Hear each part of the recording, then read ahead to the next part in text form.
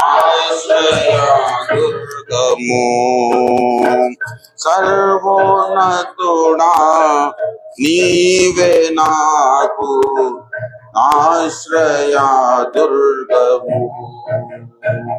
ఎవరు లేరు నాకు ఇలలో, ఎవరు లేరు నాకు ఇలలో, ఆదరణ నీవేగా,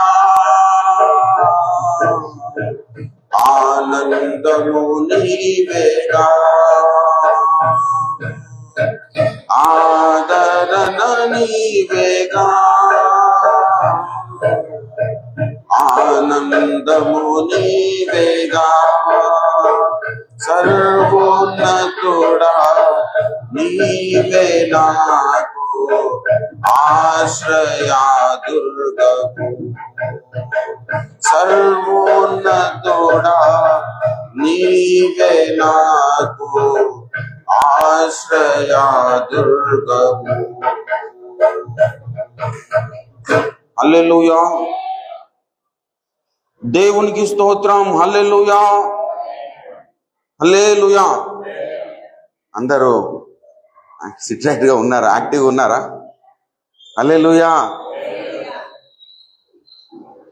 గంభీరంగా హృదయపూర్వకంగా దేవుణ్ణి రెండు చేతులు ఆకాశం వైపెత్తుకొని దేవుని మహిమపరుచుకుందాం. హల్లెలూయా, హల్లెలూయా. ఈరోజు చాలా సంతోషకరమైన దినము. క్రైస్తవునికి ప్రతి ఆదివారము చాలా విలువైనది. మన జీవితాలలో వచ్చే బర్త్డేస్ అయినా, మ్యారేజ్ డేస్ అయినా, వెడ్డింగ్ ఏది కూడా మరి ఆదివారం ముందు సమానమైనది కాదు. ఎన్నో సంతోషకరమైన దినాలు మన జీవితాల్లో ఉంటాయి. కానీ అన్నిటికంటే శ్రేష్టమైన, సంతోషకరమైన, ఉన్నతమైన దినము, పరిశుద్ధ దినము ఆదివారం. హల్లెలూయా. ఎందుకంటే మనము ఆదివారమున మనము ప్రభు సన్నిధానములో ఆయన శరీరమును తింటాము, ఆయన రక్తమును త్రాగుతాం. హల్లెలూయా. కాబట్టి ఆదివారం అంటే విశ్వాసికి చాలా ఉన్నతమైనదిగా ఉండాలి. అందుకే మీరు కొంచెం ఆ ఉన్నతమైన దినాన్ని మరి మెల్లంగా పోతే అంత విలువ ఉండదని లేట్గా వస్తున్నందుకు చాలా సంతోషిస్తున్నాను. హల్లెలూయా. ఫంక్షన్ ఉందంటే కొంచెం లేట్ అవుతుంది. అట్లనే మీరు ఆదివారం కాబట్టి లేట్ అయ్యారని నేను అనుకుంటున్నా. సమయానికి రండి ప్రియులారా. దయచేసి 8:30కే మరి ప్రారంభ ప్రార్థన మరి చేసి పాటలు పాడుతుంటే నేను వచ్చి జాయిన్ అవుతాను. వీలైనంత వరకు నేను కూడా ప్రారంభ ప్రార్థనకు ఉండడానికి ప్రయత్నం చేస్తాను. హల్లెలూయా, దేవునికి స్తోత్రం. హల్లెలూయా. ఆదివారమున మన ప్రధాన ఉద్దేశము దేవుడు అప్పగించిన పరిచర్యలో మరి ఆదివారము మనము చేయవలసిన ఒక ప్రాముఖ్యమైన పరిస్థితిని, పద్ధతిని దేవుడు ఆదిమ అపోస్తుల ద్వారా మనకు అందించాడు. ఆదివారమున మనం ప్రధాన ఉద్దేశము రొట్టె విరుచుటకు కూడి ఉంటున్నాం గనుక ప్రభు యొక్క శరీర రక్తములను భుజించి పానము చేయడానికి ముందు మనల్ని మనము పరీక్షించుకోవడానికి లేఖనమున దగ్గరికి మనము వెళ్దాం. లేఖన కాంతిలో, దేవుని ముఖ కాంతిలో మన బ్రతుకులను పరిశీలన చేసుకోవడానికి హెచ్చరిక వాక్యముగా యోబు కావ్య ప్రవచన గ్రంథము 2వ అధ్యాయము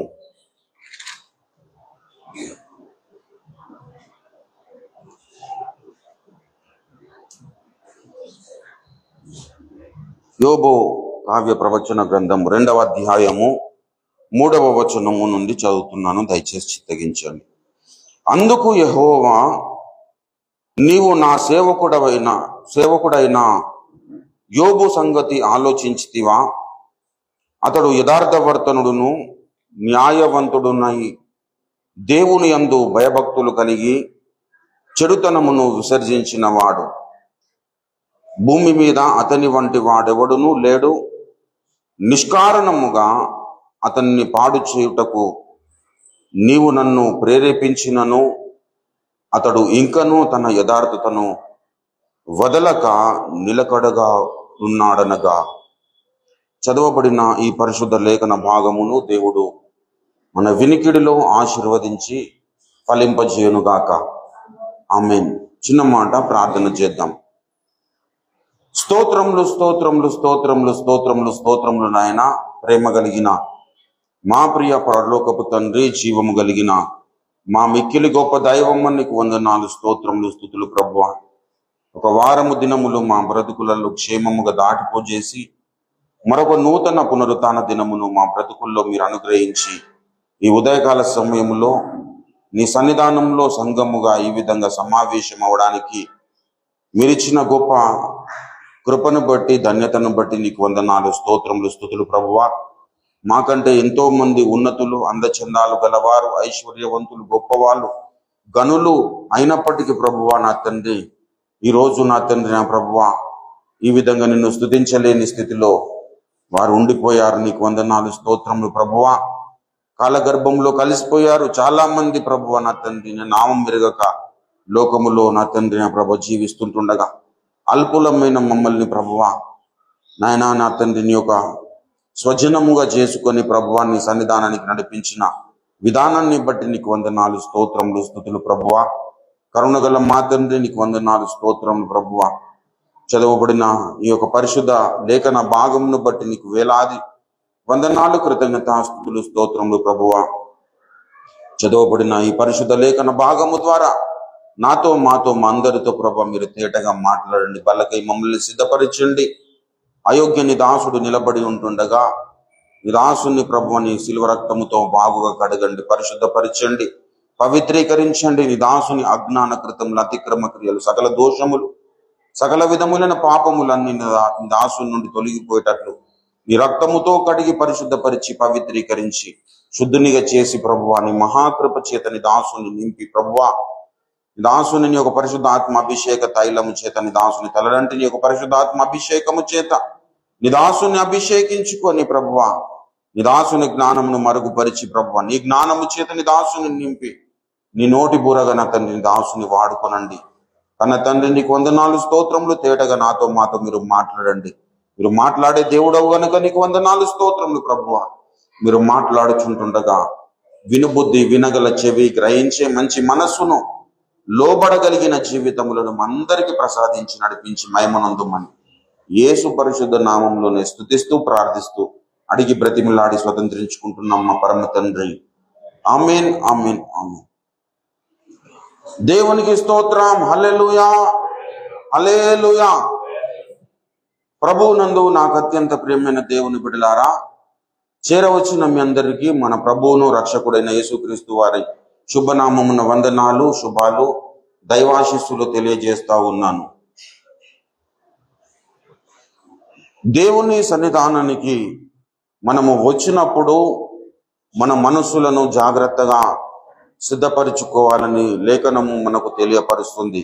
ఇర్మియా ప్రవచన గ్రంథములో మరి ఆనాటి ఇశ్రాయేలు ప్రజలు వారు వినుటకు తమ మనసులను సిద్ధపరచుకొనలేరు గనుక దేవుని వాక్యమును వినలేకపోయిరి అన్నాడు. 6వ అధ్యాయము, దయచేసి 6వ అధ్యాయము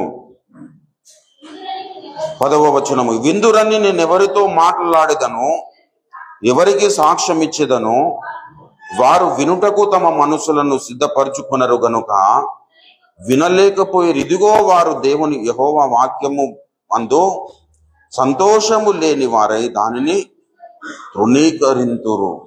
ప్రభువునందు ప్రియమైన దేవుని బిడ్డల, దేవుని వాక్యం అంటే మనకు ఎనలేని సంతోషం ఉండాలి పిల్ల.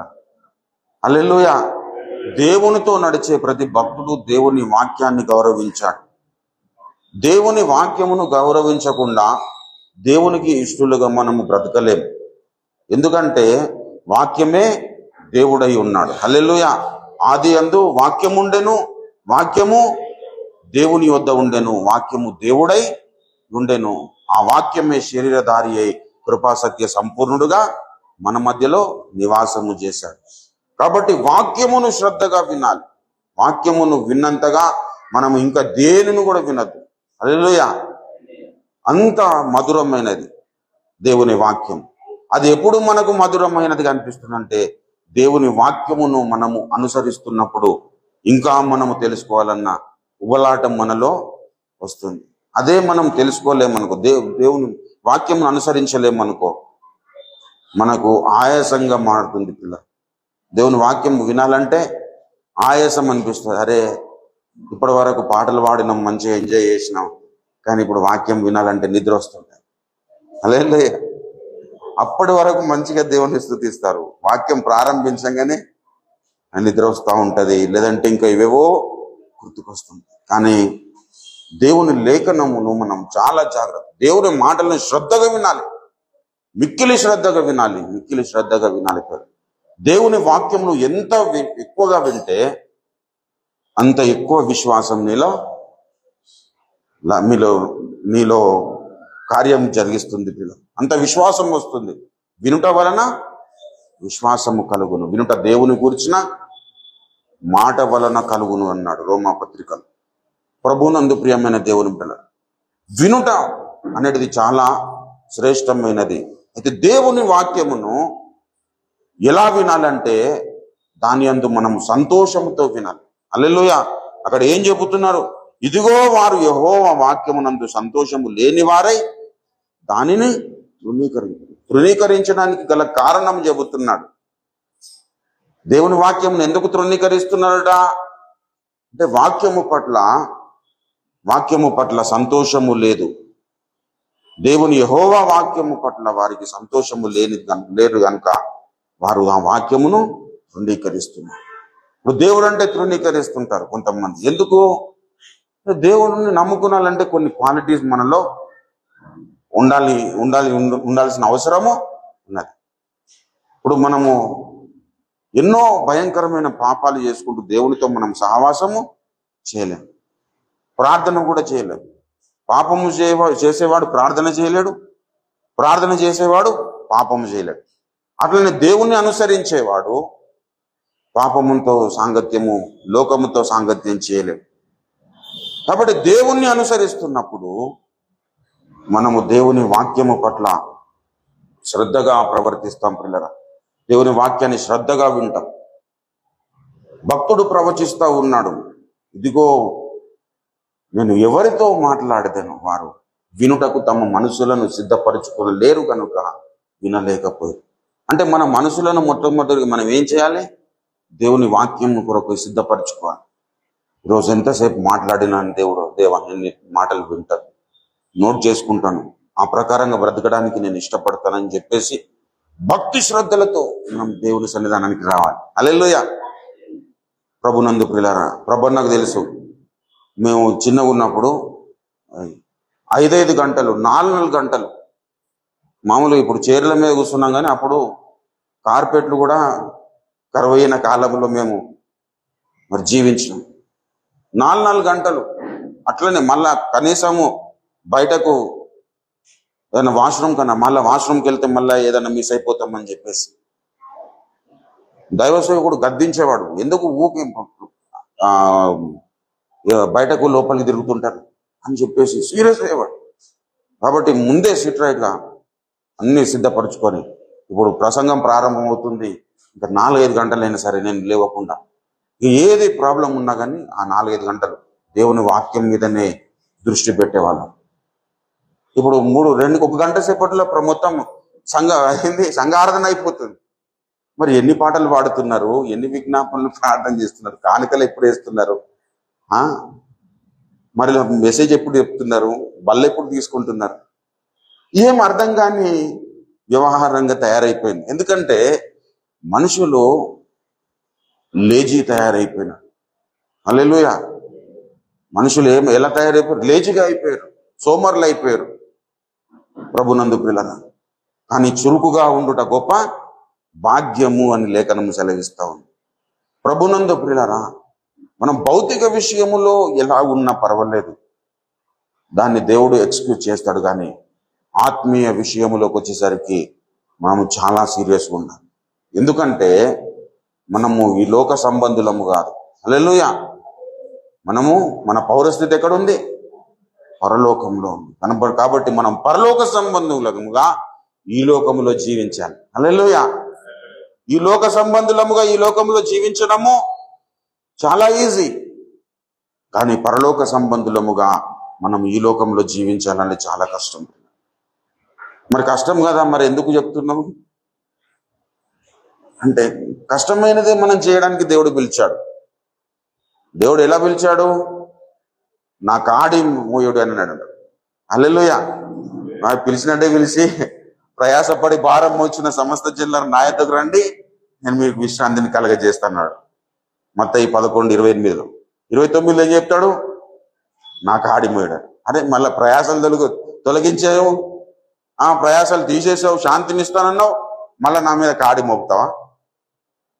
అయితే దేవుని కాడి భారమైనది కాదు, అది సులువైనది. సులువైనదిగా ఎప్పుడు అనిపిస్తుంది అంటే, దీనికి ఒక ఉన్నతమైన జవాబు ఏంటంటే, దేవుని వాక్యము పట్ల మనకి ఎప్పుడైతే ఆసక్తి ఉంటుందో అప్పుడు అది సులువుగా కనబడుతుంది. హల్లెలూయా. దేవుని అనుసరించడము ఎప్పుడైతే ఆసక్తి మనకు ఉంటుందో అప్పుడు ఆ కాడి సులువుగా ఉంటుంది. నీతిగా బ్రతకాలన్న ఆశ నీకు ఎప్పుడైతే ఉంటుందో అది సులువుగా ఉంటుంది. యథార్థంగా బ్రతకాలని ఎప్పుడైతే ఆశ ఉంటుందో అప్పుడు అది సులువుగా ఉంటుంది. నేను ఎలాగనైనా బ్రతుకుతాను, కాకపోతే ఆ కాడి సులువుగా ఉండాలంటే అది నశించు వారికి నీ సిలువా వెర్రితనముగా నున్నది. నశించు వారికి నీ సిలువా వెర్రితనముగా నున్నది. రక్షింపబడుచున్న పాపికి దేవుని శక్తి అయ్యోనది. రక్షింపబడుచున్న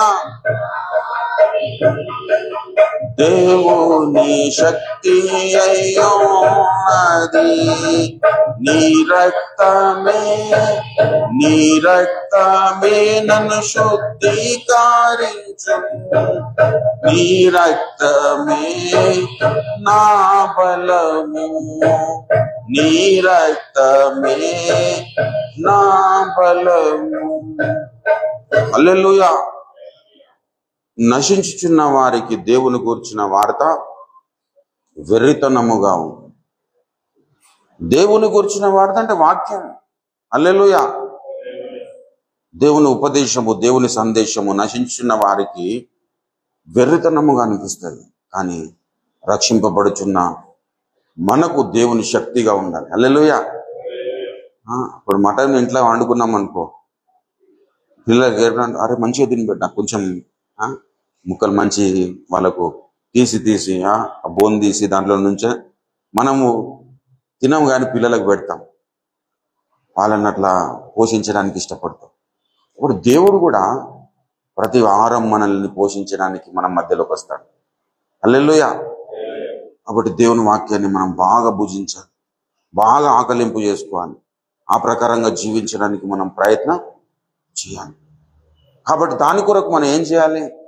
ఇప్పుడు భోజనం చేయడానికి మనం పిల్లలను వేసినప్పుడు ముఖం కడుకుంటారు, వచ్చిందనుకో, పనులు ఇంకోలేడు, అట్లనే వస్తే ఎట్లా అనిపిస్తుంది? వాక్యం భోజనం పెట్టాలనిపించదు, తిన్నా కానీ వానికి ఆయాసం కలిగిస్తుంది.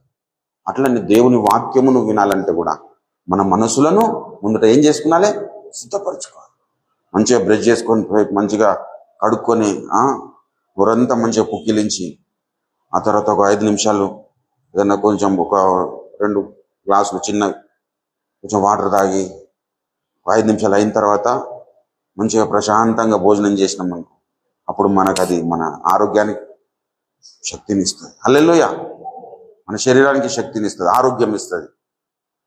కానీ అట్లా కాకుండా మనము బ్రష్ చేయకుండా అట్లనే తిన్నామంటే అది మనకు ఆయాసం. అట్లనే దేవుని వాక్యము కూడా మనం శ్రద్ధగా వినాలి. దేవుడైన యెహోవా మాటను శ్రద్ధగా వినుమని లేఖనం సెలవిస్తుంది. కాబట్టి దేవుని వాక్యము శ్రద్ధగా విందాం. ప్రభునందు ప్రియులరా, చదవబడిన పరిశుద్ధ లేఖన భాగంలో యోబును గురించి దేవుడు సాక్ష్యం ఇస్తా ఉన్నాడు. యోబును గురించి దేవుడు సాక్ష్యం ఇస్తూ ఏమంటున్నాడంటే, నీవు యోబు సంగతి ఆలోచించితివా. ఎవరితో మాట్లాడుతున్నాడు? దుష్టుడైన అపవాదితో మాట్లాడుతున్నాడు, సైతానుతో మాట్లాడుతున్నాడు. మొదటిసారి మాట్లాడడం లేదు పిల్లరా. మొదటిసారి మాట్లాడినప్పుడు రెండవసారి మాట్లాడుతూ ఉన్నాడు. మొదటిసారి మాట్లాడుతున్న విషయానికి రెండవసారి మాట్లాడుతున్న విషయానికి చాలా మధ్యలో గ్యాప్ ఏర్పడింది. చాలా గ్యాప్ ఉంది, చాలా అంతర్యం ఉంది పిల్లలు. ఇప్పుడు రెండవసారి మాట్లాడుతున్నాడు. రెండవసారి ఏమని? దేవదూతలు యెహోవా సన్నిధిని నిలుచుటకై వచ్చిన మరి ఒక దినము తటస్థింపగా వారితో కూడా అపవాది యెహోవా సన్నిధిని నిలుచుటకై వచ్చింది. మరి ఒక దినము తటస్థించగా అంటున్నాడు. అంటే ముందు ఒక దినము తటస్థించింది. అప్పుడు కూడా అపవాది దేవుని సన్నిధానానికి వచ్చాడు. అప్పుడు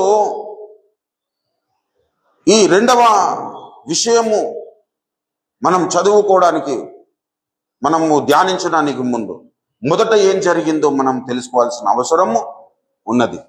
దయచేసి మొదటి అధ్యాయము 6వ వచనములో చూసినట్లయితే, దేవదూతలు యెహోవా సన్నిధిని నిలుచుటకు వచ్చిన దినమొకటి తటస్థించెను. ఆ దినమున అపవాది అగు వాడు వారితో కలిసి వచ్చెను. యెహోవా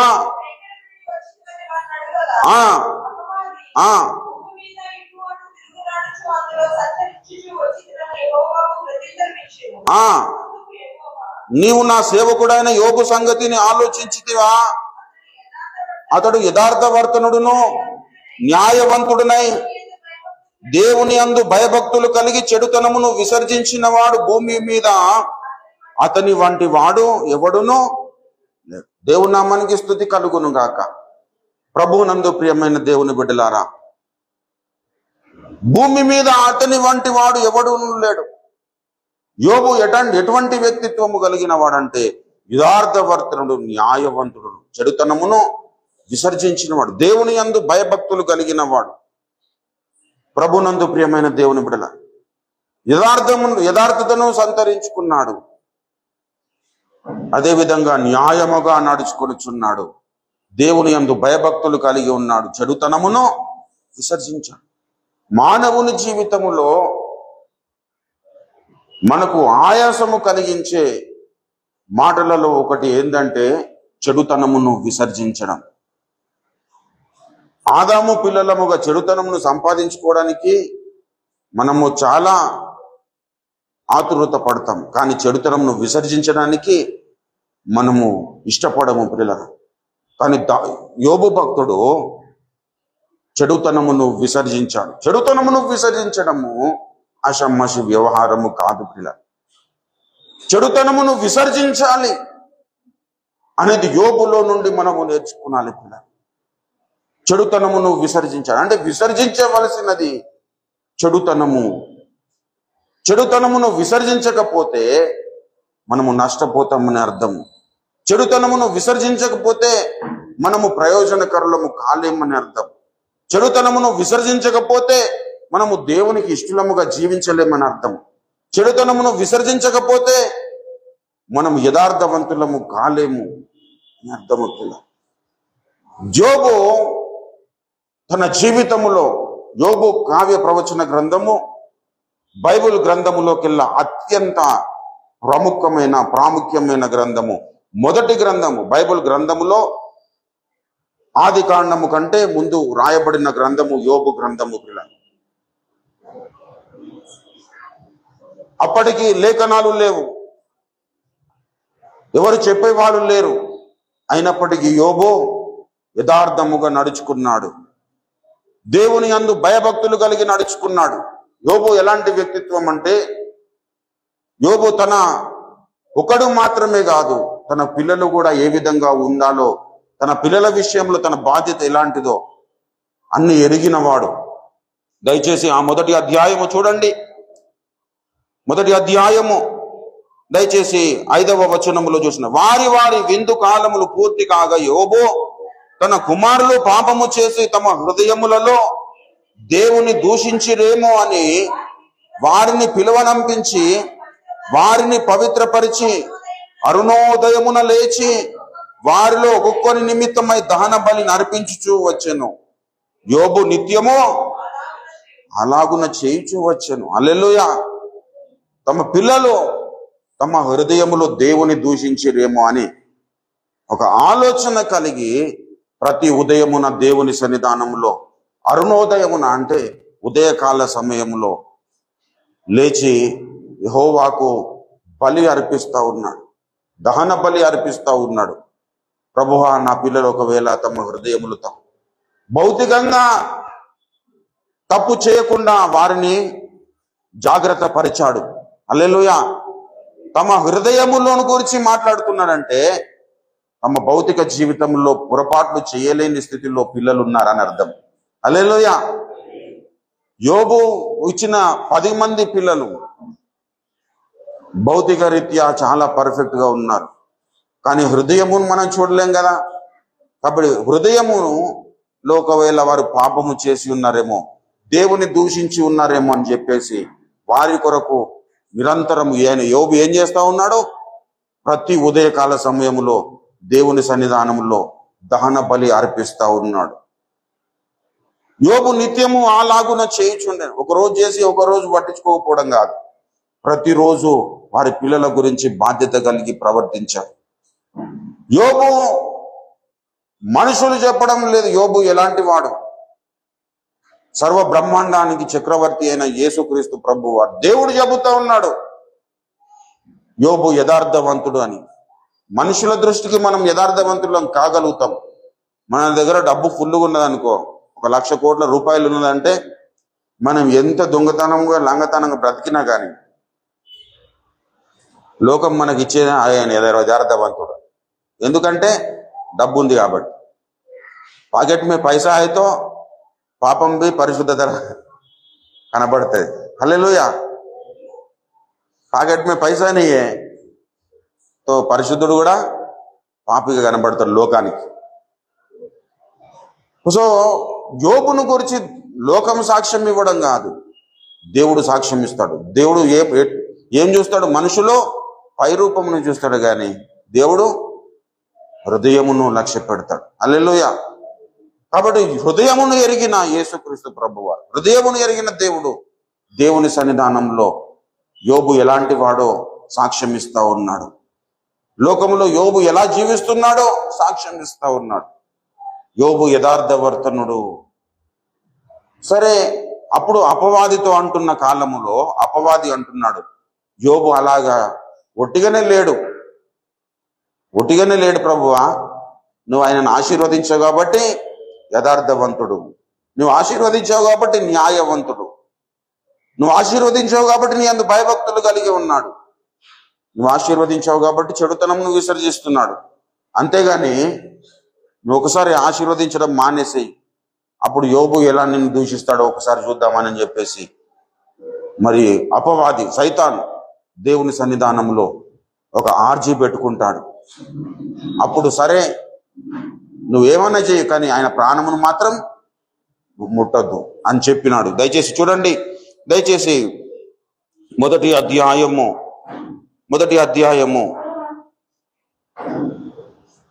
11వ వచనం. అయినను నీవు ఇప్పుడు నీ చేయి చాపి అతనిని కలిగిన సమస్తమును మొత్తిన ఎడల అతడు నీ ముఖమును ఎదుటనే దూషించి నిన్ను విడిచిపోవునని యెహోవాతో అనగా. ఎవరంటున్నారు? అపవాది అంటున్నాడు. యెహోవా, ఇదిగో అతని కలిగిన సమస్తము నీ వశములోనున్నది, అతనికి మాత్రము ఏ హాని చేయకూడదని అపవాదితో సెలవీయగా వాడు యెహోవా సన్నిధి నుండి బయలు వెళ్ళాడు. యెహోవా సన్నిధి నుండి డైరెక్ట్ గా భూలోకానికి వచ్చి యోబు మీద పడ్డాడు. ప్రభునందు ప్రియులారా, యోబు మీద పడి మరి యోబుకు బలమైన గాయాలు వాడు చేశాడు. దయచేసి 14లో చూసినట్లయితే, ఎద్దులు నాగలి దున్నుచు గాడిదలు వాటి సమీపమున మేయిచుండగా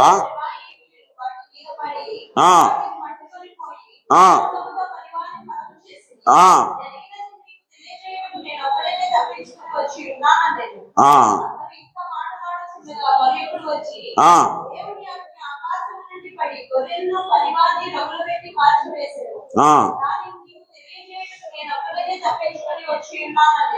అతడు ఇంకా మాట్లాడుచుండగా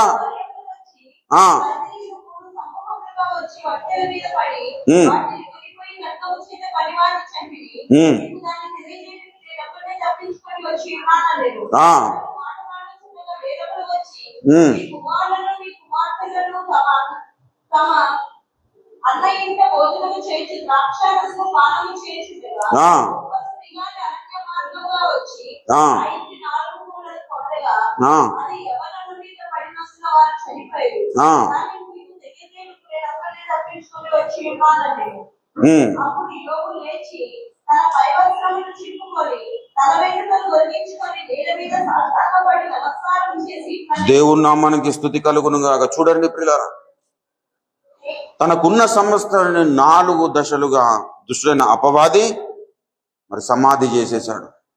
తనకున్న గాడిదలను, ఒంటెలను, గొర్రెలను, తన ఆస్తులను సమస్తాన్ని ధ్వంసం చేశాడు. అది మాత్రమే కాదు, తన పిల్లలను కూడా చంపేశాడు.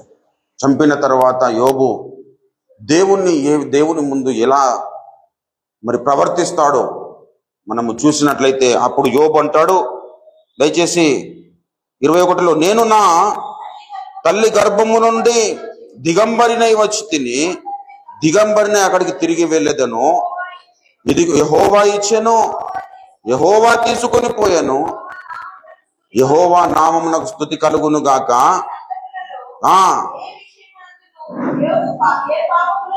ఈ సంగతులలో యోబు ఏ విషయములోనైనానో ఏ పాపము చేయలేదు, దేవుడు న్యాయము చేసినని చెప్పుకునలేదు.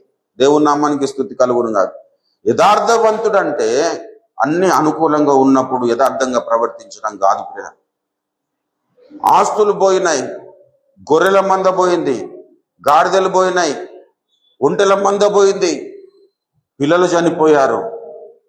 ప్రభునందు ప్రియులారా, దేవుడు నాకు అన్యాయము చేసినని నోటితో కూడా అనలేడకపోయాడు.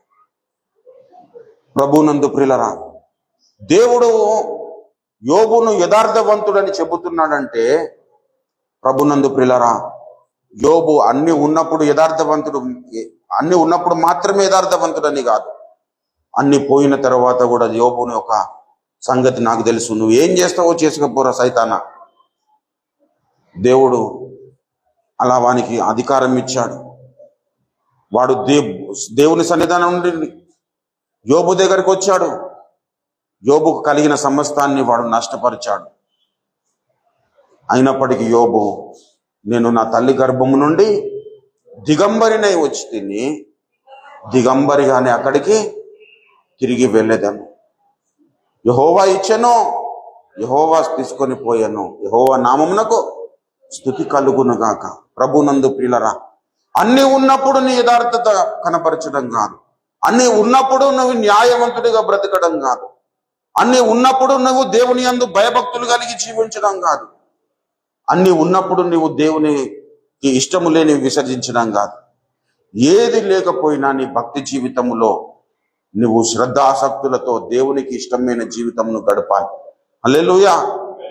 లోకములో క్రైస్తవ సమాజమును మనం గమనించినట్లయితే, సంఘమును గమనించినట్లయితే, ప్రభునందు ప్రియులారా, అన్ని ఉన్నప్పుడు దేవుని దగ్గరికి వస్తా ఉన్నారు, లేదంటే ఏదో పొందుకోవడానికి దేవుని దగ్గరకు వస్తా ఉన్నారు, కానీ దేవుని మహిమ కొరకు రాలేకపోతున్నారు. మనల్ని దేవుడు ఎందుకు నిర్మించాడు? ఆయన కొరకు మనల్ని నిర్మించాడు.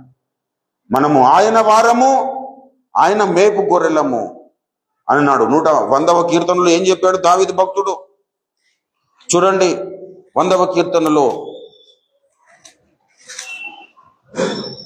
2వ వచనంలో 3వ వచనం, యెహోవాయే దేవుడని తెలుసుకునుడి, ఆయనే మనలను పుట్టించెను, మనము ఆయన వారము, మనము ఆయన ప్రజలము, ఆయన మేపు గొర్రెలము. మనము ఎవరి వారము?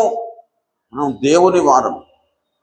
దేవుని కొరకు మనము నిర్మింపబడిన వారము, దేవుని కొరకు మనము ఈ లోకములకు వచ్చిన వారం. దేవుని కొరకు మనము జీవించలేకపోతున్నాం. యోబు సమస్తమును కలిగినప్పుడు దేవుణ్ణి స్తుతించినాడు, సమస్తము కోల్పోయినప్పుడు కూడా దేవుణ్ణి స్తుతించాడు. ఈనాడు క్రైస్తవ సమాజం దేవుని నమ్ముతున్నారు అంటే ఏదో ఒకటి ఎక్స్పెక్ట్ చేస్తూ నమ్ముతున్నారు. ఏదో ఒక కోరికతో, ఏదో ఒక లాభం నాకు దేవుడు ఇస్తాడు కాబట్టి దేవుని దగ్గరకు వస్తున్నారు. కానీ నష్టపోవడానికి కూడా ఇష్టపడుతూ వస్తున్న వారు చాలా తక్కువ మంది పిల్లలు. ఈ లోకములో దేవుని కొరకు మనము జీవించాలంటే మనము అన్ని కోల్పోయినా కానీ యథార్థంగా బ్రతకడం నేర్చుకోవాలి పిల్లలు. అప్పుడే నువ్వు దేవుని కొరకు జీవిస్తున్న వ్యక్తివి. ఈనాడు విశ్వాసములో ఉన్న వాళ్ళు, రక్షణ పొందిన వాళ్ళు చాలా మంది నష్టపోవడానికి ఇష్టపడరు. చాలా మంది నష్టపోతుంటే దేవుణ్ణి దూషిస్తారు. నాకెందుకు ఇట్లా అవుతుంది, అందరూ బాగానే ఉంటారు కదా అంటారు ప్రభునందు పిల్లరా. కానీ యోబు అలా అనలేదు. యోబు కలిగిన సమస్తము నష్టపోయాడు. సమస్తము నష్టపోయాడు పిల్ల. సమస్తము నష్టపోయిన తర్వాత యోబు యొక్క సాక్ష్యము, యెహోవా ఇచ్చాను, యెహోవా తీసుకొని పోయాను. ప్రభునందు పిల్ల, యథార్థవంతులు ఆయన ముఖ దర్శనము చేస్తారు పిల్ల. హల్లెలూయా. యోబు యథార్థవంతుడు గనుక దేవుని ముఖ దర్శనము చేయగలిగినాడు. యోబుకు వచ్చిన శ్రమలు మనకే వస్తే మన జీవితం మనం ఎలా ఉంటుందో ఒకసారి ఆలోచన చేసుకోవాలి. క్రైస్తవ జీవితం అంటే మన కొరకై మనం జీవించే జీవితం కాదు. దేవుడే వచ్చి మనలో జీవించే జీవితం క్రైస్తవ జీవితం. దేవుని కొరకు బ్రతికిన ప్రతి భక్తుడు తాను నష్టపోయిన దేవుని మహిమపరచాడు. శ్రమనుంది ఉండుట నాకు మేలాయను అన్నాడు. మేలాయను, శ్రమనుంది ఉండుట నాకు మేలాయను. ఎందుకు శ్రమ మేలాయిందంటే నా శ్రమని నన్ను దేవునితో అన్యోన్యత కలిగిన వానిగా చేసింది.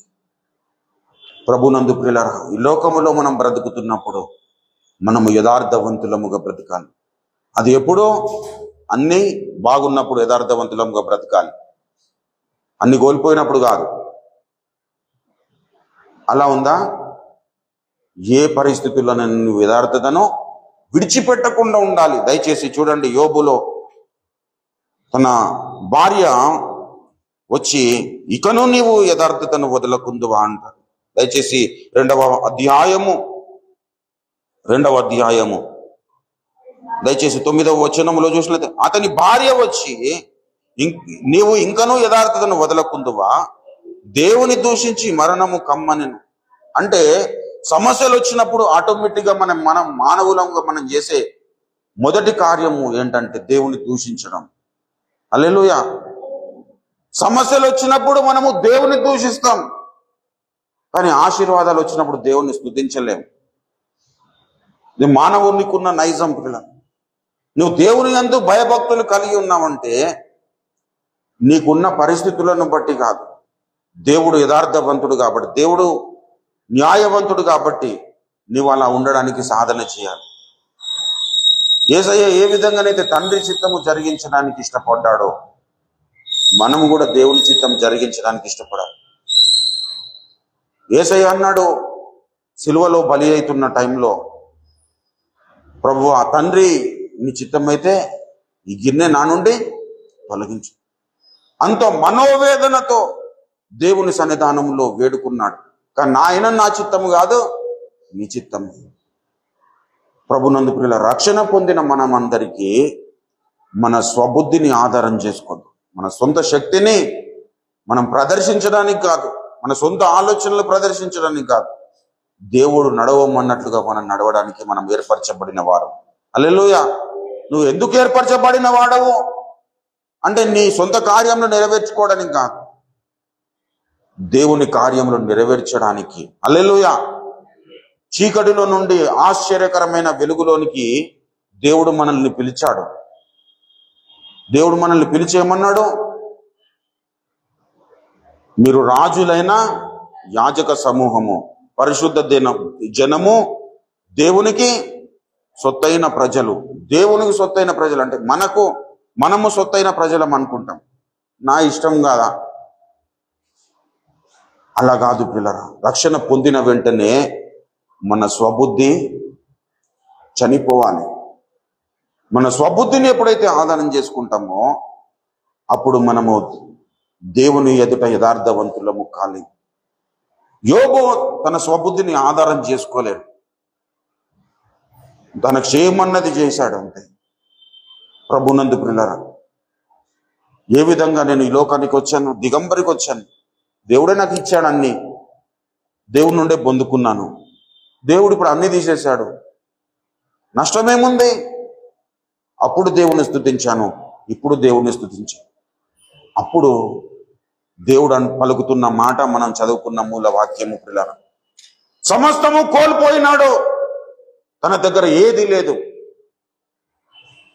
ఒక చిల్ల పెంక తప్ప ఆయన దగ్గర ఏం మిగిలలేదు. అది కూడా దేనికి?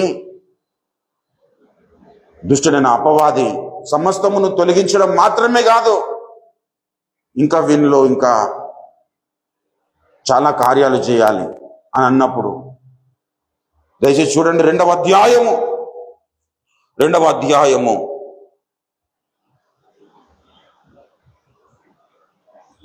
4వ వచనము. అపవాది చర్మము కాపాడుకొనుటకై, చర్మమును తన ప్రాణమును కాపాడుకొనుటకై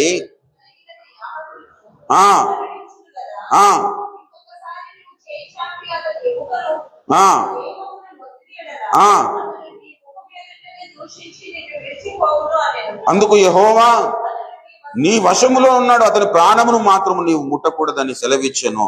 కాబట్టి అపవాది మళ్ళా బయలుదేరేసి యోబు దగ్గరికి వచ్చాడు. ఏం చేసినాడు? అరికాలు మొదలుకొని నడినెత్తి వరకు బాధగల కురుపులను, అరికాలు మొదలుకొని నడినెత్తి వరకు, ఆ చేతులకు కాళ్ళకు ఏదో వీపైన కాదు, అరికాలు నడవడానికి కూడా. ఇప్పుడు కాళ్ళకు పుండ్లైనాయి అనుకో, అరికాళ్ళకు ఎలా ఉంటుంది? నడవగలుగుతాము? పడుకోవడానికి అవకాశం లేదు, కూర్చోవడానికి అవకాశం లేదు. అరికాళ్ళు మొదలుకొని నడినెత్తి వరకు బాధాకరమైన కురుపులతో మొత్తినప్పుడు కూడా యోబు యథార్థవంతుడుగానే నడుచుకున్నాడు పిల్ల. అప్పుడు తన భార్య వచ్చి అన్నది, ఇకనైనా నువ్వు యథార్థతను వదలకుందువా అన్నప్పుడు ఏమన్నాడు యోబు? అందుకతడు, మూర్ఖురాలు మాట్లాడినట్లు నీవు మాట్లాడుచున్నావు. మనము దేవుని వలన మేలు అనుభవించుదుమా, కీడు మనము అనుభవించతగదా అనెను. ఈ సంగతులలో ఏ విషయమందును యోబు నోటి మాటతోనే. దేవుని నామానికి స్తుతి కలుగును గాక. ప్రభునందు పిల్లరా, అన్ని కలిగి ఉన్నప్పుడు యోబు యథార్థవంతుడు, న్యాయవంతుడు, దేవుని యందు భయభక్తులు కలిగి చెడుతనమును విసర్జించిన వాడని సాక్ష్యం ఇచ్చాడు. తర్వాత మరలా దేవదూతలు యెహోవా సన్నిధిని నిలిచే మరొక కారణము సమీపించినప్పుడు ఆయన మరలా వచ్చాడు. ఎవరు? సైతాన్ గాడు మరలా వచ్చాడు, అక్కడ నిల్చున్నాడు. అప్పుడు వానితో దేవుడు చెబుతున్నాడు, అరే సైతానా, నువ్వు యోబు కలిగి ఉన్నందుకు నువ్వు ఇలా ఉండడం చెప్పావు కదా, ఇప్పుడు సమస్తం తొలగిపోయిన తర్వాత కూడా యోబు యొక్క వ్యక్తిత్వం ఎలా ఉందో నువ్వు చూడు ఒకసారి అని అప్పుడు చెబుతున్నాడు. అతడు యథార్థవంతుడును, న్యాయవంతుడును, దేవుని యందు భయభక్తులు కలిగి చెడుతనమును విసర్జించిన వాడు, భూమి మీద అతని వంటి వాడెవడునూ లేడు. నిష్కారణముగా అతనిని పాడు చేయుటకు నీవు నన్ను ప్రేరేపించినను అతడు ఇంకను తన యథార్థతను, హల్లెలూయా, నిష్కారణముగా, కారణం లేదు యోబును నష్టం చేయడానికి. నిష్కారణముగా ఈ మాటలు నేను నీకు చెప్తున్నా అంటే, నిష్కారణముగా ఈ లోకము నిన్ను ద్వేషిస్తుంది, నిష్కారణముగా లోకము నిన్ను మీద తిరగబడుతుంది, నిష్కారణముగా లోకము నిన్ను అవహేళన పాలు చేస్తుంది, నిష్కారణముగా నీ మీద పగబడుతుంది. ఎందుకో తెలుసా? నువ్వు దేవుని సంబంధివి కాబట్టి. నీవు దేవుని సంబంధివైతే లోకముతో నీకు పొత్తు ఉండదు. లోకముతో ఎవరికైతే పొత్తు ఉంటుందో ఆ లోకము వారితో స్నేహం చేస్తుంది. లోకముతో ఎవరికైతే పొత్తు ఉండదో వారి మీద లోకము తిరగబడుతుంది. నిష్కారణముగా ద్వేషిస్తుంది, నిష్కారణముగా వారిని దూషిస్తుంది, పిల్లలు నిందల పాలు చేస్తుంది. అప్పుడు నీవు యథార్థతను విడిచిపెట్టకుండా ఉండాలి. యోబు లాంటి శ్రమలు రావు, యోబు లాంటి ఆస్తులు మనకు లేవు, యోబులాగా 10 మంది పిల్లలు లేరు, యోబులాగా మనము గొప్పవాళ్ళం కావు.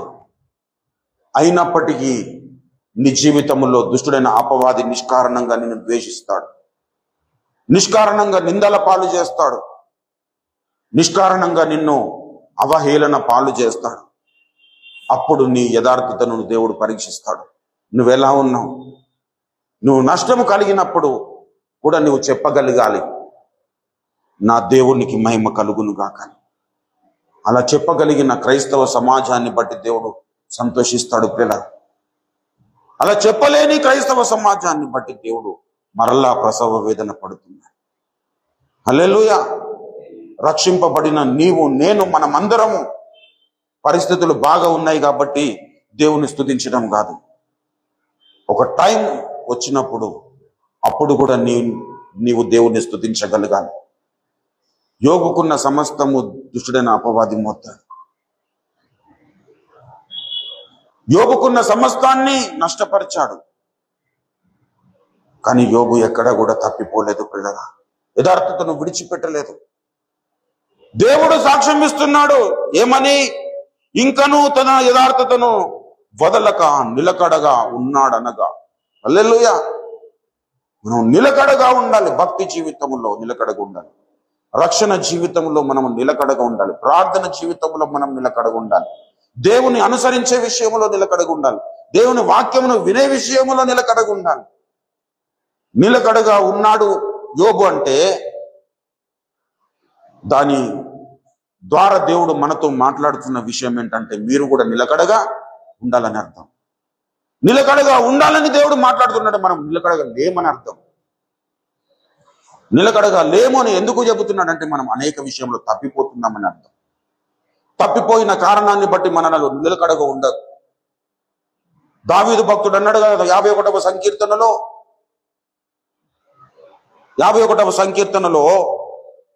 దావీదు భక్తుడు, నాయందు శుద్ధ హృదయము కలగచేయము, నా అంతరంగంలో స్థిరమైన మనసు నూతనముగా పుట్టించు.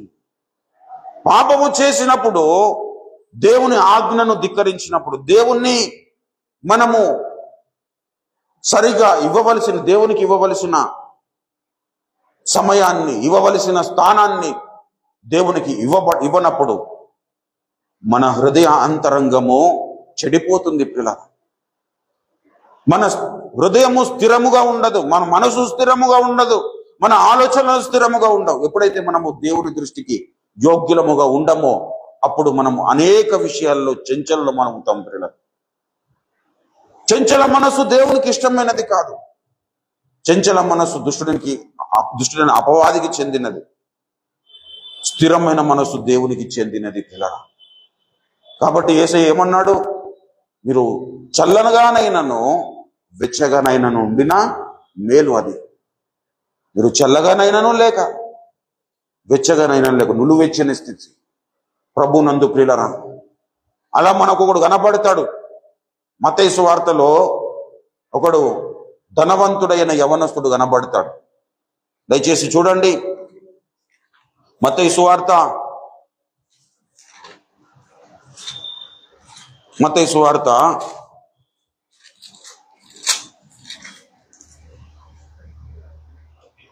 19వ అధ్యాయము 16వ వచనం నుండి గమనించలేదు. ఇదిగో ఒకడు ఆయన వద్దకు వచ్చి, బోధకుడా, నిత్య జీవం పొందుటకు నేనే మంచి కార్యమో చేయవలనని ఆయనను అడుగగా, అందుకు ఆయన, మంచి కార్యము గురించి నన్నెందుకు అడుగుచున్నావు? మంచివాడు ఒకడే, నీవు జీవములో ప్రవేశింపగోరిన ఎడల ఆజ్ఞలను గైకొనమని చెప్పాను. అతడు ఏ ఆజ్ఞలని ఆయనను అడుగగా, యేసు, నరహత్య చేయవద్దు, వ్యభిచరింపవద్దు, దొంగిలింపవద్దు, అబద్ధ సాక్ష్యములు పలకవద్దు, తల్లిదండ్రులను సన్మానింపుము, నిన్ను వలె నీ పొరుగు వారిని ప్రేమింపవలను అనునవియే అని చెప్పాను. అందుకు ఆ యవనుడు, ఇవన్నీ నేను అనుసరించునే ఉన్నాను, ఇంకా నాకు కొదువ ఏమని ఆయన అడిగాను. అందుకు యేసు, నీ పరిపూర్ణుడవగుటకు కోరిన ఎడల నీవు పోయి నీ ఆస్తి అమ్మి బీదలకిమ్ము, అప్పుడు పరలోకమందు నీకు ధనము కలుగును, నీ వచ్చి నన్ను వెంబడింపుము అతనితో చెప్పాను. అయితే ఆ యవనుడు మిగుల ఆస్తి గలవాడు గనుక ఆ మాట విని వ్యసనపడుచు వెళ్ళిపోయాను. ప్రభునందు పిల్ల, ఆ మాట విని వ్యసన పడ్డాడు. అంతకుముందు డైలాగులు వేస్తూ ఉన్నాడు, నేను పరలోకంలో గొప్పవాడిని కావాలంటే ఏం చేయాలని. అంటే వీడు కొంత అనుసరిస్తూనే మాట్లాడుతున్నాడు. ఏమని? నరహత్య చేయడం లేదు, వ్యభిచరించట్లేదు, దొంగిలించట్లేదు, తన పొరుగు వారిని ఏది ఆశించట్లేదు, అన్ని విధాలుగా మంచిగానే బ్రతుకుతున్నాడు. కానీ దేని నిమిత్తం బ్రతుకుతున్నాడు అంటే తనకు కలిగిన దానిని బట్టి బ్రతుకుతున్నాడు. యేసయ్యకు సమస్తమును ఎరిగిన వాడు గనుక ఆయన ఏం చెప్పాడు? నీవు పరిపూర్ణుడవగుటకు కోరిన ఎడల నువ్వు వెళ్ళి నీకున్న ఆస్తిని అంతటిని అమ్మి బీదలకిమ్ము, అప్పుడు నన్ను వచ్చి వెంబడించు.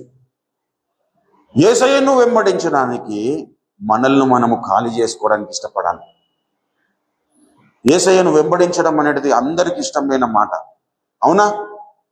యేసయ్యను వెంబడించాలన్న మాట ఎవరికైనా నచ్చలేదా? నచ్చలేదని సార్, నచ్చింది కాబట్టి ఇక్కడికి వచ్చినాము, నచ్చకపోతే ఎందుకు వస్తాం? యేసయ్యను వెంబడించడం అనేది అందరికీ చాలా ఇష్టమైన మాట. కానీ ఆయనను వెంబడించాలంటే మనల్ని మనము ఖాళీ చేసుకుంటేనే వెంబడించగలుగుతాం. హల్లెలూయా. మనం ఏం చేస్తామంటే మనకున్న సమస్తాన్ని మోసుకుంటూ ఆయనను వెంబడించాలని ఒక దుష్ట ప్రయత్నం చేస్తాం.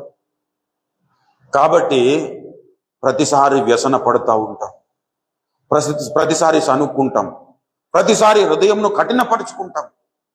ఎందుకంటే మనం ఖాళీ చేయబడలేదు కనుక. హల్లెలూయా. పౌలు అంటాడు, నేను సంపన్న స్థితిలో ఉండనెరుగుదును, బీద స్థితిలోనూ ఉండనెరుగుదు. హల్లెలూయా. దేవుడు ఇచ్చిన దానిని బట్టి సంతృప్తిగా నివసించడము మనము సాధన చేసుకోవాలి. అంతేగాని మనల్ని బట్టి కాదు. మనల్ని మనము ఎప్పుడైతే మనం గొప్పవారుగా చేయాలనుకుంటామో అప్పుడు మనము తప్పిపోయే ప్రమాదం ఉంది. అదే దేవుడు మనల్ని హెచ్చించినప్పుడు మనం గొప్పవారం అవుతే అది నిరంతరం ఉంటుంది పిల్లలు. హల్లెలూయా. ప్రభునందు ప్రియమైన దేవుని బిడ్డలారా, యోబును దేవుడు గణపరుస్తూ ఉన్నాడు. హల్లెలూయా. యోబును గణపరుస్తూ ఉన్నాడు. యోబును గణపరచడానికి ముందు యోబు ప్రవర్తించిన ప్రవర్తన మనం కూడా ప్రవర్తించాలి. హల్లెలూయా. ఈనాడు యేసయ్య దగ్గరికి వస్తున్న వారు చాలా మంది ఉన్నారు, కానీ యేసయ్య ఎక్స్పెక్ట్ చేస్తున్న విధంగా బ్రతకకుండా వెనుదిరిగిపోతున్న వారే అనేకులు. దేవుని మాటలు వినాలి, ఆ మాటల మీద మన జీవితాన్ని కట్టుకోవాలి. దేవుని మాటలు వినాలి, ఆ మాటల ప్రకారంగా మనం జీవించాలి. దేవుని మాటలు వినాలి, ఆ మాటలను ఇతరులకు బోధించాలి. దేవుని మాటలు వినాలి, ఆ మాటలను మన దైనందిన జీవితానికి ఆశ్రయముగా ఏర్పాటు చేసుకోవాలి. హల్లెలూయా. ప్రభునందు ప్రియులారా, మన జీవితంలో దేవుని మాటలు మనం వింటాం, కానీ వాటిని అనుసరించడానికి మనం చాలా దూరముగా ఉంటాం. ఇంకో కార్యం చేస్తూ ఉంటాడు, విన్నవులే, అందరు నడుచుకుంటుంటారు, నువ్వే నడుచుకుంటావు, పర్వాలేదులే అని చెప్పేసి కొన్ని ఆలోచనలను మనలో పుట్టిస్తాడు. ఆ ఆలోచనలను బట్టి మనం ఎంతో ముందుండాల్సిన వారం ఎంతో వెనుకబడిపోతూ ఉంటాం. హల్లెలూయా.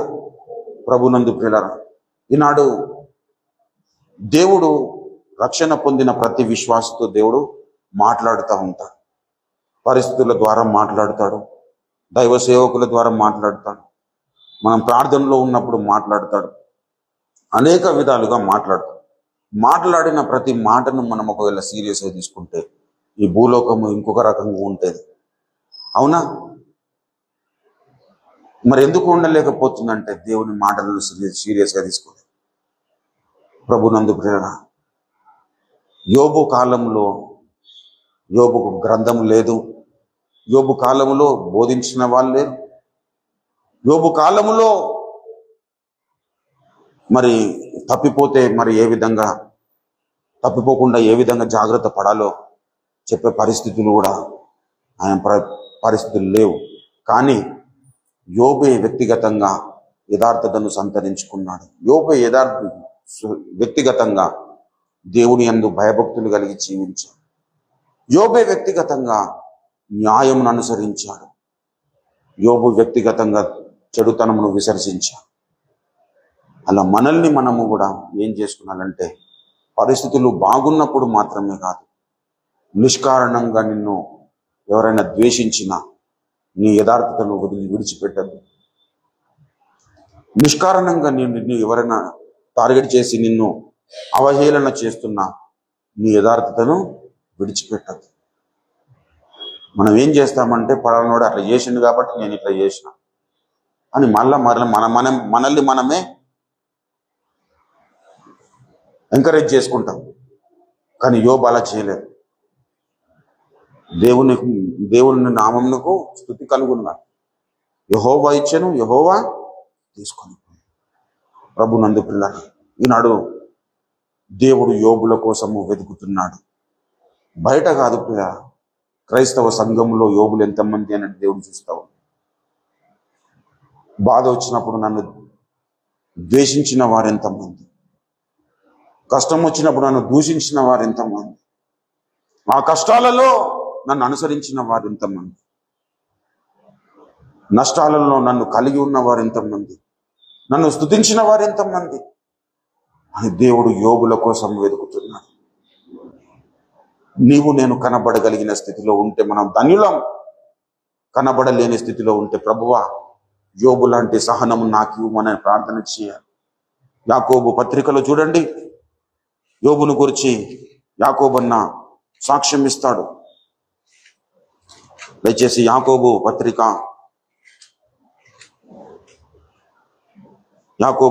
దయచేసి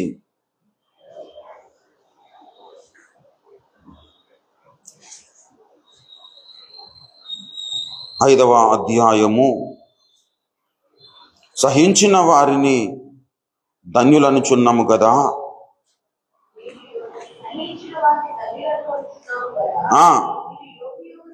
యోబు యొక్క సహనమును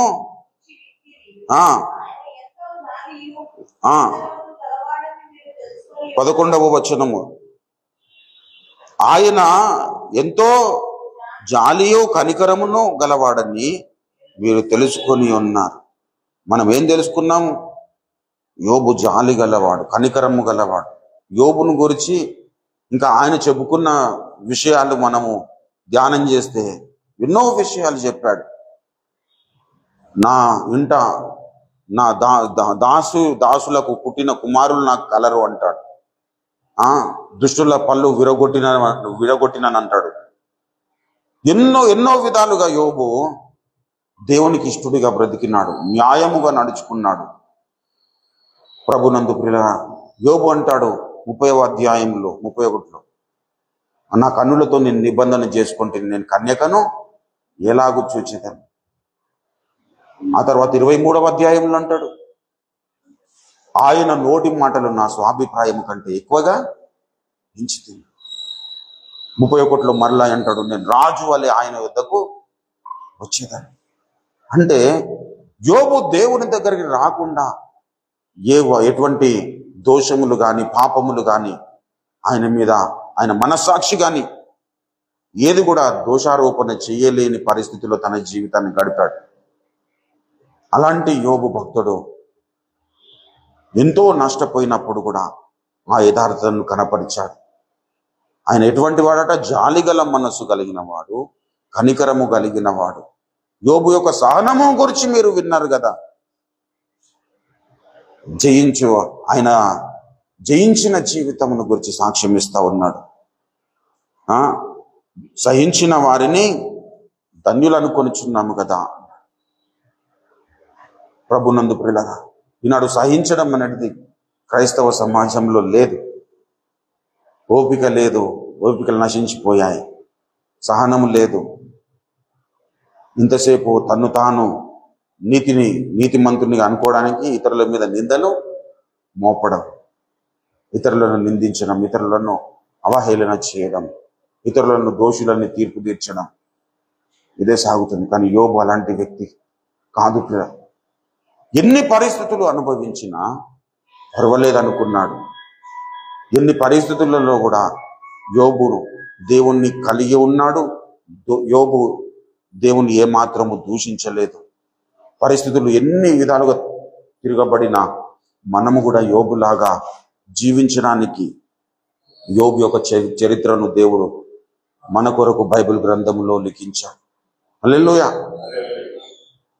అన్ని కలిగినప్పుడు ఏ విధంగానైతే యథార్థవంతుడో అన్ని పోయిన తర్వాత కూడా అదే విధమైన యథార్థతను కలిగి ఉన్నాడు.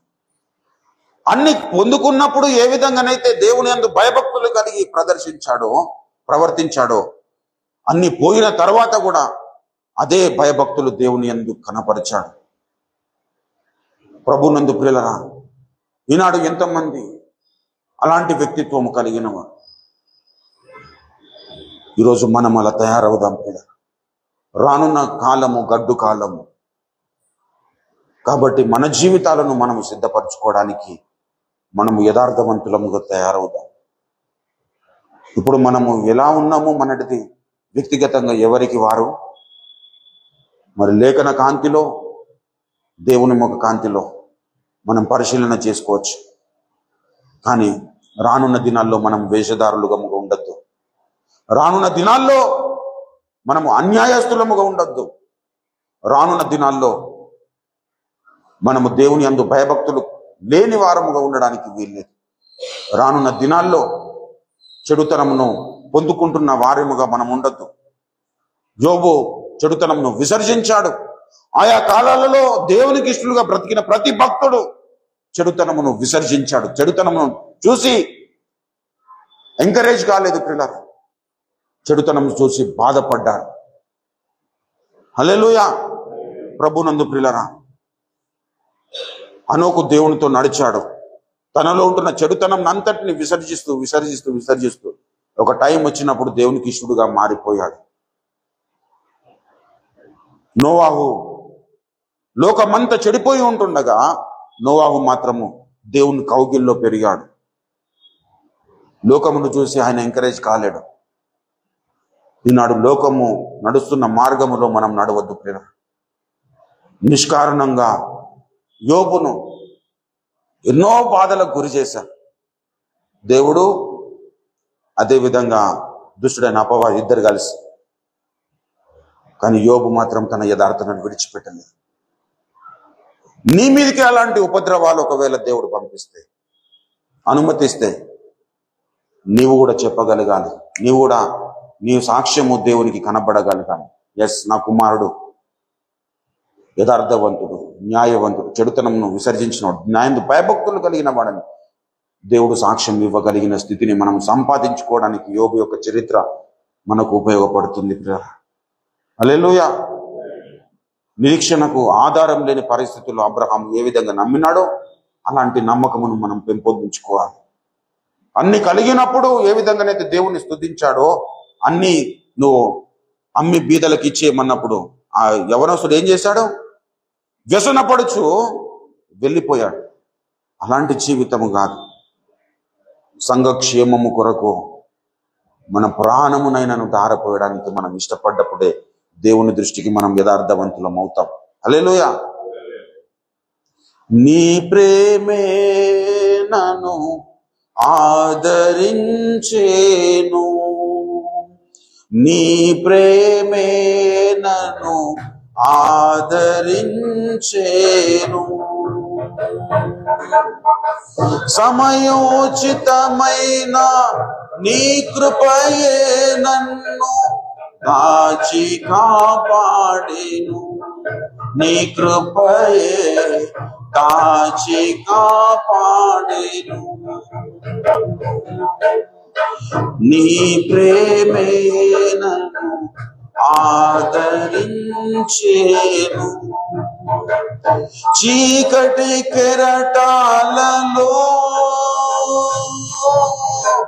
కృంగిపోయిన కృంగిన వేళలో చీకటి కెరటాలలో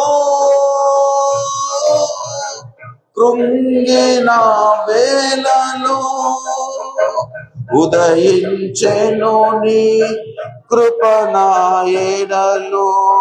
చెదరిన మనసే నూతనమాయెను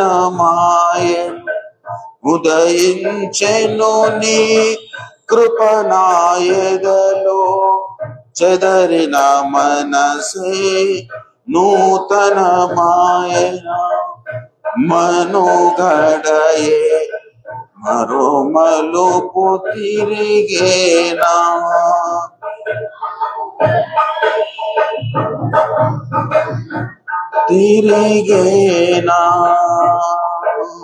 నీ ప్రేమే నన్ను ఆదరించేను. హల్లెలూయా. ప్రభునందు ప్రియమైన దేవుని బిడ్డలారా, దేవుని నమ్ముకున్న యోబు దేవుని యందు తన యథార్థతను కనపరచడానికి తాను నష్టపోవడానికి ఇష్టపడ్డాడు. తాను నష్టపోవడానికి ఇష్టపడిన యోబును దేవుడు అలానే విడిచిపెట్టలేదు పిల్లలు. తన మనుగడను మరొక వైపు త్రిప్పాడు. ఏదేదైతే కోల్పోయాడో ఆ సమస్తాన్ని దేవుడు రెండింతలుగా దేవుడు మరలా యోబుకిచ్చాడు. ప్రభువునందు ప్రియమైన దేవుని బిడ్డలారా, మన జీవితంలో కూడా మనము నిష్కారణంగా మనము దేనికైనా గురి అయినప్పుడు మనము కలత చెందాల్సిన అవసరం లేదు, మనం బాధపడాల్సిన అవసరం లేదు. ప్రతి విషయములో దుష్టుని యొక్క హస్తం ఉంటుంది నువ్వు నష్టపోతున్న ప్రతి పరిస్థితుల్లో. అప్పుడు యోబులాగా నీ యథార్థతను నీవు కనపరుచుకోగలగాలి. యోబులాగా నీవు న్యాయవంతుడవని దేవుని చేత సాక్ష్యము పొందగలగాలి. అప్పుడు దేవుడు నిన్ను రెండంతలుగా ఆశీర్వదిస్తాడు. ఆశీర్వాదములకు వారసుల మగునట్లుగా దేవుడు మనలను పిలిచాడు. కానీ మనం ఏం చేస్తామంటే మనం శాపమును కోరుకుంటాం. ఎందుకో తెలుసా? దేవుని యొక్క వ్యక్తిత్వం ఏంటో మనం సరిగ్గా అర్థం చేసుకోలేని కారణాన్ని బట్టి. ప్రభునందు దేవుని యొక్క వ్యక్తిత్వమును మనము అర్థం చేసుకున్నట్లయితే దేవుడు మనకి ఏమేమి కావాలో సమస్తమును ఇస్తాడు. హల్లెలూయా. నువ్వు ఏ విషయములో బాధపడుతున్నావు విలువలేదు. ఏమన్నాడు? నీకు అనేకమైన ప్రయాసాలలో ఈ లోకము ఉన్నది. కాబట్టి ఈ ప్రయాసాలలో ఉన్న వారందరినీ ఏమని పిలిచాడు దేవుడు? ప్రయాసపడి భారము మోసుకొని చిన్న సమస్త జింద. ఎవరైనా పిలుస్తారా పిల్లలు? బాగా డబ్బున్నోని మనం ఇంటికి పిలుచుకొని భోజనం పెడతాం, కానీ ఏమి లేనోని ఎవరైనా పిలుస్తాడా? కానీ దేవుడు మనల్ని పిలిచాడు. మన గొప్పతనం కాదు, ఆయన గొప్పతనం. ఏ యోగ్యత లేని మనకు దేవుడు ఒక అభయహస్తం ఇస్తూ ఉన్నాడు. నా దగ్గరికి రండి నా పిల్లారా, నేను మీకు విశ్రాంతిని ఇస్తాను. మీకు ఏది కావాలి అది ఇస్తాను. కాకపోతే మీరు యథార్థంగా ఉండడం నేర్చుకునండి. మీరు యథార్థంగా ఉన్నట్లయితే నేను అన్ని మీకు ఇవ్వడానికి సిద్ధముగా ఉన్నాను. యథార్థత లోపిస్తే నేనేం చేయలేను. హల్లెలూయా. కాబట్టి ప్రభునందు ప్రియులారా, ఈ లోకము యొక్క పరిస్థితి ఏంటంటే అన్ని కలిగిన వారిని గౌరవిస్తారు, కానీ లోకం ఉన్నట్టుగా దేవుడు ఉండడు. అన్ని పోగొట్టుకున్న వాడిని దేవుడు ఎక్కువగా ప్రేమిస్తాడు. అన్ని కలిగిన వాడిని లోకము ప్రేమిస్తుంది, అన్ని పోగొట్టుకున్న దేవుడు ప్రేమిస్తాడు. విరగనోన్ని లోకం ప్రేమిస్తుంది, విరిగినోన్ని దేవుడు ప్రేమిస్తాడు. నష్టము లేనోన్ని దేవుడు లోకం కోరుకుంటుంది, నష్టపోయినోన్ని దేవుడు కోరుకుంటాడు. అందుకే అన్నాడు 147వ కీర్తనలో భక్తుడు పాట రాశాడు, గుండె చెదరిన వారిని బాగు చేయో వాడని, గుండె చెదరిన వారిని వాడని వారి గాయములనియో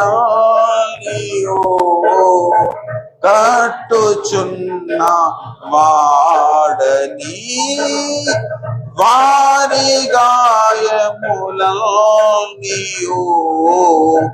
కట్టుచున్న వాడని, దేవునికి స్తోత్రము గానము చేయుటయే మంచిది, మనమందరము స్తుతి గానము చేయుటయే మంచిది. గుండె ఎవరికి చెదిరిపోతుంది? గుండె చెదిరే పరిస్థితి ఎప్పుడు వస్తుంది? ప్రభునందు ప్రియమైన దేవుని బిడ్డలారా, ఈ లోకములో నువ్వు యథార్థంగా నడుచుకున్నప్పుడు నీ గుండె చెదిరిపోయే పరిస్థితి ఏర్పడుతుంది. నువ్వు న్యాయముగా నడుచుకున్నప్పుడు నీ గుండె గాయం కలుగుతుంది. ఆయన నువ్వు నీ యథార్థతను విడిచిపెట్టినప్పుడు నీ చెదిరిన గుండెని దేవుడు బాగు చేస్తాడు. హల్లెలూయా. నువ్వెప్పుడైతే కలత చెందుతావో ఆ కలతను నీకు నాట్యముగా మార్చి వేస్తాడు దేవుడు. హల్లెలూయా. కాబట్టి ఇది మనము నడుస్తున్న యాత్ర ఎటువంటి యాత్ర? ఆనంద యాత్ర. ఆనంద యాత్ర. ఆనందం ఆనందం యేసుని చూచే క్షణం ఆసన్నం. ఆనందం ఆనందం యేసుని చూసే క్షణం ఆసన్నం. ఆత్మనంద భరితులమై, ఆత్మనంద భరితులమై ఆగమన కాంక్షతో సాగెదం. ఆనంద యాత్ర ఇది, ఆత్మీయ యాత్ర. యేసుతో నూతన యెరూషలేము యాత్ర. మన యేసుతో నూతన యెరూషలేము యాత్ర. ఆనంద యాత్ర. ప్రభువునందు ప్రియులారా, అతి త్వరలోనే మనము యేసును చూడబోతున్నాం. హల్లెలూయా. ప్రభు రాకడ సమీపముగా ఉన్నది. కాబట్టి మన జీవితములో ఇక నుండి మనము యథార్థవంతులముగా బ్రతుకుదాం, న్యాయవంతులముగా బ్రతుకుదాం, దేవుని యందు భయభక్తులు కలిగిన వారముగా బ్రతుకుదాం, చెడుతనమును విసర్జించిన వారముగా బ్రతుకుదాం. ఈ 4 ప్రభునందు ప్రియులారా అన్ని కలిగినప్పుడు దేవుడు నడుచుకున్నాడు. ఈ 4 విషయాలలో నమ్మకంగా నడుచుకున్నాడు. అన్ని కోల్పోయినప్పుడు కూడా నమ్మకంగా నడుచుకున్నాడు. నిష్కారణంగా నీ మీద లోకము తిరగబడ్డప్పుడు కూడా నువ్వు యథార్థవంతునిగా ఉండాలి. నిష్కారణంగా లోకులు నిన్ను కాకులుగా నిన్ను పొడుస్తున్నప్పుడు కూడా నువ్వు యథార్థతను విడిచిపెట్టకుండా ఉండాలి. అలా ఉన్నట్లయితేనే నీ భక్తి జీవితమును బట్టి దేవుడు ఘనపరచబడతాడు. లేకపోతే ఆయన అవమానపరచబడతాడు. దేవునికి అవమానం తీసుకొచ్చే పరిస్థితి మనము కలిగి ఉండదు. దేవునికి మన ద్వారా ఏం రావాలి? ఘనత రావాలి. దేవునికి మన ద్వారా మహిమ రావాలి. దేవునికి మన ద్వారా మెప్పు కలగాలి. హల్లెలూయా. ఎంత మంచి ఈ వీడు ఎట్లా ఉంటే వీడు నమ్ముకున్న దేవుడు ఎంత గొప్పవాడై ఉంటాడు. ప్రభునందు ప్రియులారా, ఈనాడు అన్యజనుల మధ్యలో దేవుని నామము దూషింపబడడానికి గల కారణం రక్షణ పొందిన విశ్వాసులే అవుతున్నారు. ఎందుకు అంటే యథార్థత లోపించిన కారణాన్ని బట్టి, ఓపిక నశించిన కారణాన్ని బట్టి, సహించలేకపోతున్న కారణాన్ని బట్టి దేవుని నామము అన్యజనుల మధ్యలో దూషింపబడుతున్నది. అన్యజనుల మధ్యలో ఎవరి వలన దూషింపబడుతున్నది నీకు అనవసరం. కానీ నిన్ను బట్టి దేవుని నామము దూషింపబడకూడదు. నిన్ను బట్టి దేవుని నామము అవమానపరచబడకూడదు. అంటే నీవేం చేయాలి? నీ మాటలో, ప్రవర్తనలో, క్రియల్లో, ఆలోచనలో, తలంపుల్లో, నీ నడవడిలో, చేస్తున్న ఉద్యోగంలో, నీ సమస్త ప్రవర్తనలో నీవు దేవుని మహిమపరచగలగాలి. అన్ని విషయాల్లో దేవునికి ఘనత తీసుకొచ్చే విధంగా నీవు అడుగులు వేయాలి. ప్రభునందు ప్రియులారా, రక్షణ పొందుకున్నాం, ఇంకా మా బ్రతుకులు మేము బతుకుదాం. నీ నోటికి కావలించుకోవాలి, నీ పెదవులకు కాపు పెట్టుకోవాలి. నీ నడతలకు, నీ క్రియలకు, నీ ఆలోచనలు, నీ తలంపులకు దేవుని వాక్యమును కాపుదలగా ఉంచుకోవాలి. లేఖనం అలా చెబుతుంది కాబట్టి నేను అలా చేయడానికి వీలేదు. హల్లెలూయా. నువ్వు పరిశుద్ధంగా ఎందుకు జీవించాలి? పాపంను మానుకోవడానికి పరిశుద్ధంగా కాదు. నా దేవుడు పరిశుద్ధుడు కాబట్టి నేను పరిశుద్ధుడు. నా దేవుడు న్యాయవంతుడు కాబట్టి నేను న్యాయవంతుడు. నా దేవుడు యథార్థవంతుడు కాబట్టి నేను యథార్థవంతునిగా జీవించాను. హల్లెలూయా. మనుషులు ఎందుకో యథార్థతను విడిచిపెడుతున్నారంటే ప్రసంగిలో చెప్తాడు 7వ అధ్యాయం చివరి వచనములో, దేవుడు మనుషులను యథార్థవంతులుగా సృజించను గాని వారు వివిధమైన తంత్రములు కల్పించుకొని ఉన్నారు. వివిధమైన తంత్రములు అంటే ఏదో ఒక మనస్పార్థం, ఏదో ఒక విషయం, ఏదో ఒక పరిస్థితిని నువ్వు అనుకోవడం, యథార్థతను విడిచిపెట్టడం. దేవుడు యథార్థవంతులనుగా మనుషులను సృజించాడట. ఇప్పుడు ఆ యథార్థత మనలో ఉండాలని దేవుడు ఇష్టపడుతూ ఉన్నాడు. మనం యథార్థవంతులముగా బ్రతకడానికి మనం అడుగులు ముందుకు వేద్దాం. ఇప్పటి వరకు నువ్వు ఎలా బ్రతికినావు అనేది అది ఎన్నదగినది కాదు, ఎంచదగినది, పోల్చుకోను ఇంకా ఎన్నిక చేయదగినది కాదు. కానీ ఇప్పుడున్న జీవితం మాత్రం నువ్వు యథార్థంగా బ్రతకాల్సిన అవసరం ఉంది. ప్రియ కుమారుడా, ప్రియ కుమార్తె, దేవుని యందు మనం యథార్థవంతులముగా తీర్చబడాలి. దేవుని దృష్టికి మనం న్యాయవంతులము కనబడాలి. దేవుని దృష్టికి మనము దేవుని యందు భయభక్తులు కలగవారంగా ఎంచబడాలి. దేవుని దృష్టికి చెడుతనమును విసర్జిస్తున్న వాడుగా కనబడాలి. హల్లెలూయా. అలా కనబడదాం. అన్ని పరిస్థితులు బాగున్నప్పుడు మనం ఇలా కనబడడం కాదు. ఎన్ని పరిస్థితులు మన మీద దాడి చేసినా మన యథార్థతను మనం విడిచిపెట్టొద్దు. హల్లెలూయా. అప్పుడు దేవుడు రెండంతలుగా మనల్ని ఆశీర్వదిస్తాడు. రెండంతలుగా దేవుడు మనల్ని వర్ధిల్లింపజేస్తాడు. మనలో అభివృద్ధి జరగట్లేదు అని మనం దేవుని మీద నిందలేస్తుంటాం. అభివృద్ధి ఎందుకు జరగట్లేదు? నీలో ఉంటున్న లోపాన్ని బట్టి. నీవు సరిగా ఉంటే నీలో అభివృద్ధి దేవుడు ఖచ్చితంగా కలుగజేస్తాడు. హల్లెలూయా. దయచేసి చూడండి, ఆ ఒక్క మాట మనము చూసుకొని మనం ముగించుకుందాం. దయచేసి 42వ అధ్యాయము యోబు 42వ అధ్యాయము దయచేసి 10వ వచనము. మరియు యోబు తన స్నేహితుల నిమిత్తము ప్రార్థన చేసినప్పుడు యోబు అతని క్షేమ స్థితిని మరలా అతనికి దయచేసాను. మరియు యోబునకు పూర్వము కలిగిన దానికంటే రెండంతలు అధికముగా యెహోవా అతనికి దయచేసాను. హల్లెలూయా. ఈ మాటను మనం స్వాతంత్రించుకుందాం పిల్లలు. ఇక నుండి మన భక్తి జీవితంలో కానీ, మన ఏ విషయంలో కానీ మనము రెండంతలుగా మనము ఆశీర్వదింపబడే గుంపులో మనం ఉండాలి. హల్లెలూయా. మనము ఎలా ఉంటే మనము దేవుడు ఆశీర్వదిస్తాడు అనేది మనం ఇప్పటి వరకు నేర్చుకున్నాం. అలా ఉండడానికి మనం నిరంతరము సాధన చేద్దాం. హల్లెలూయా. యోబుకు పూర్వము ఉన్న స్థితిని దేవుడు మరలా కలుగజేశాడు. మనకు కూడా దేవుడు అనుగ్రహిస్తాడు ప్రియులారా. దేవుడు ఏదైతే ఇవ్వాలనుకున్నాడో అదన్నీ మనకిస్తాడు.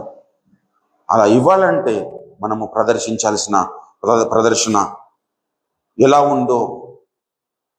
ఉండాలో మనం నేర్చుకున్నాం. దాని ప్రకారంగా మనము మన భక్తి జీవితాన్ని కట్టుకుందాం. దేవుడి మాటలు మన వినికిడిలో ఆశీర్వదించి ఫలింపజేయను గాక. రండి ప్రియులారా, మనం ప్రార్థన చేసుకుందాం.